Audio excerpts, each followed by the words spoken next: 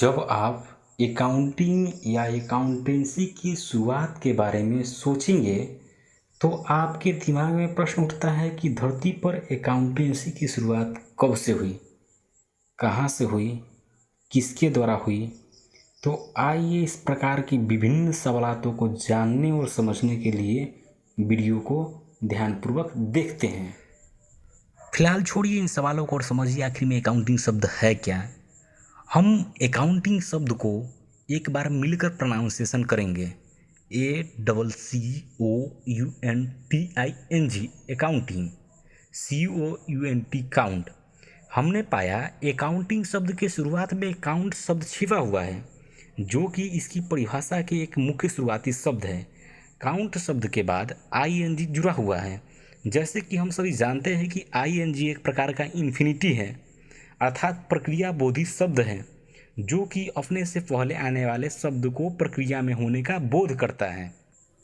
इस प्रकार अब आप मानेंगे कि अकाउंटिंग एक प्रक्रिया है, अर्थात विभिन्न प्रकार के कार्यों का समूह है।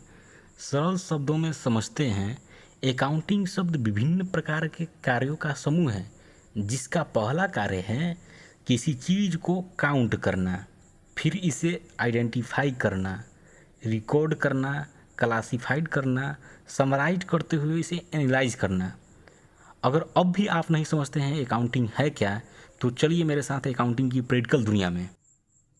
किसी बिजनेस में बहुत सारे मशीनें कच्चा माल, पक्का माल, निर्माणाधीन माल, उधारी लेनदारी और देनदारी के रूप में होती है।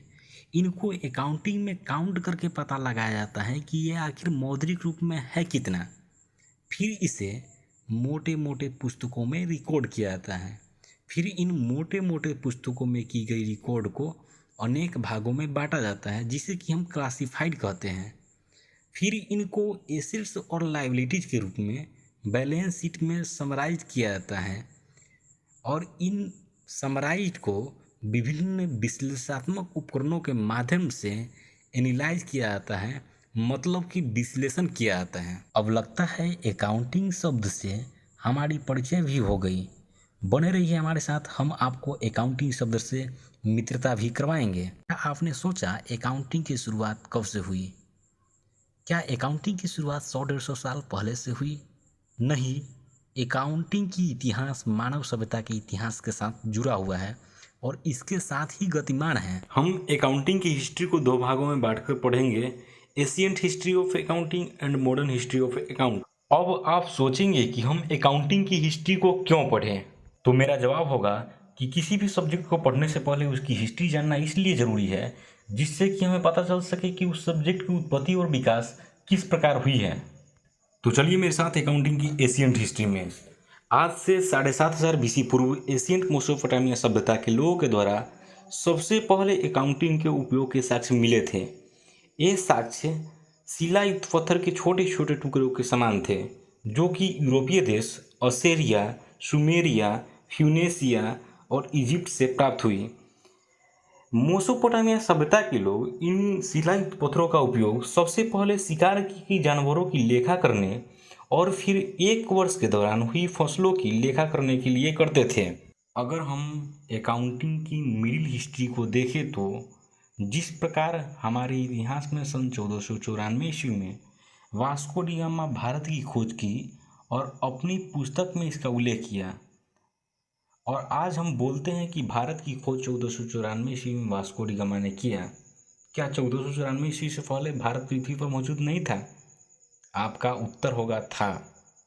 ठीक उसी प्रकार लेखांकन 1494 ईस्वी से पहले किसी न किसी रूप में पृथ्वी पर था, लेकिन 1494 ईस्वी में इस बिखरी हुई लेखांकन को फारा लुकास पेसिलियो ने इटली के वेनिस नगर में 27 पन्नों पर अंकित किया, जिसका नाम था सुमा डे अर्थमेट्रिका।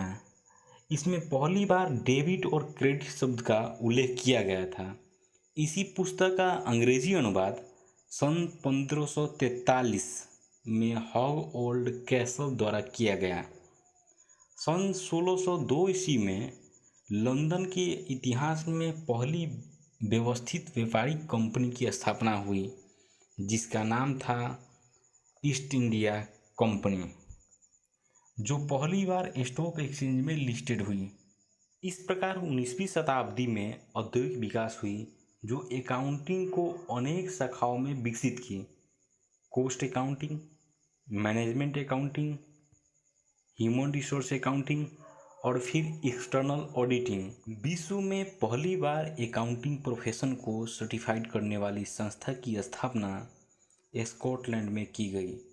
अगर हम अपने इंडिया में अकाउंटिंग की हिस्ट्री को देखें तो इंडिया में अकाउंटिंग की जनक श्री कल्याण सुब्रमण्यम अय्यर को माना जाता है।